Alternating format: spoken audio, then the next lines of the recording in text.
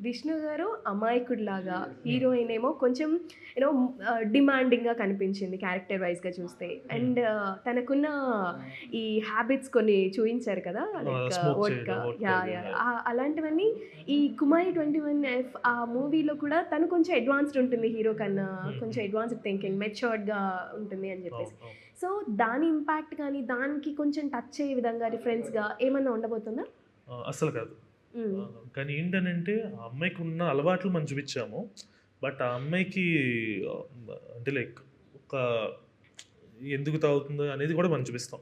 ఓహో! సో, దానికొక రీజన్ ఉంది మళ్ళీ. దానికొక రీజన్ ఉంది. అంటే అది ఓకే. కూడా ఫన్నీ రీజనే. ఏంటి బ్రేకప్ అయిందా? బ్రేకప్ అంటే అది మీకు తెలుస్తూ ఉంటది. ఓకే. దాన్ని బట్టి హీరోని కొంచెం డిమాండ్ చేయడం గాని, ఎగ్ లేకపోతే హీరో నుంచి నాకు ఇది కావాలని డిమాండ్ చేసి అన్నీ తీసుకోవడం గాని, సో, ఓకే. తను అడిగేది కూడా హీరోనే అడుగుతది.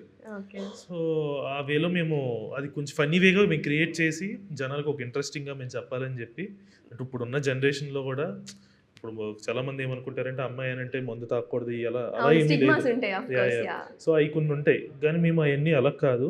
ఒక టౌన్‌లో ఉన్న అమ్మాయికి కొంచెం కొత్త సిటీలో ఉన్న వాళ్ళైతే హ్మ్. కొంచెం ఉంటది. అడ్వాన్స్డ్ సో, ఉంటారు. Of advance course. ఉంటారు. టౌన్‌లో ఉన్నవాళ్ళు చూసి వీడు షాక్ అవ్వడం హీరో. హ్మ్. హ్మ్. సో, ప్రతి దానికి స్మోక్ చేస్తే పెద్ద విషయంలా చేసుకోవడం. ఓకే. సో, అది అన్నీ కొంచెం షాకింగ్ మూమెంట్స్ లాగా మేము క్రియేట్ చేసి, ఓకే. దాని నుంచి వచ్చిన హ్యూమర్‌ని మేము ఓకే. చేసాం.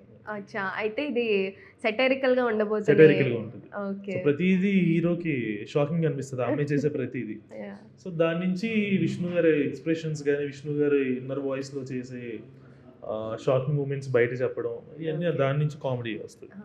ఆయన యాక్చువల్ వాయిస్ కన్నా మైండ్ వాయిస్ మైండ్ ఎక్కువ వాయిస్ ఎక్కువ వస్తది. ఎక్కువ కనెక్ట్ వైపు అవుతుంటారు. సో, లిప్ సింక్ మనకి ఒక 10% ఉంటే, మైండ్ వాయిస్‌లో ఒక 20-30% ఎక్స్‌ట్రా ఏస్తారు. ఓహ్! యాహ్! యాహ్! ఓకే. సో, అక్కడున్న సిట్యుయేషన్‌కి యాప్ట్‌గా ఎలా ఉంటది, ఎలా చేద్దాం అనేది అచ్చా! చేయాలి.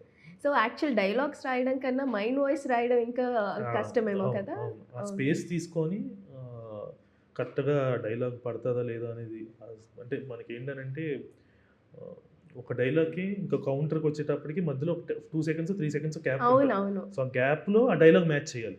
హ్మ్. సో, ఆ మ్యాచ్ చేయాలనంటే అది చాలా కష్టం. అది నాకు తెలిసి అది విష్ణు గారే స్టార్ట్ చేసారు. ఆయన వల్లే అవుతదది. అవునవును. Yeah! Yeah! That's very yeah! True. అంటే కొంచెం టైం తీసుకొని కానీ, లేదంటే ఆల్రెడీ స్క్రిప్ట్‌ని బై హార్ట్ చేసి గానీ, అది చేస్తే అస్సలు వర్కౌట్ అస్సలు అవ్వదు. వర్కౌట్. ఇట్లా ఆ! వచ్చేయాలి అది పంచ్ లాగా. చాలా స్పాంటేనియస్‌గా రావాలి. సో, ఆయనకి అదుంది. యాహ్! ఆయనకి అది విష్ణు గారికే అవుతదది అలా చెప్పడం ఓకే. అనేది.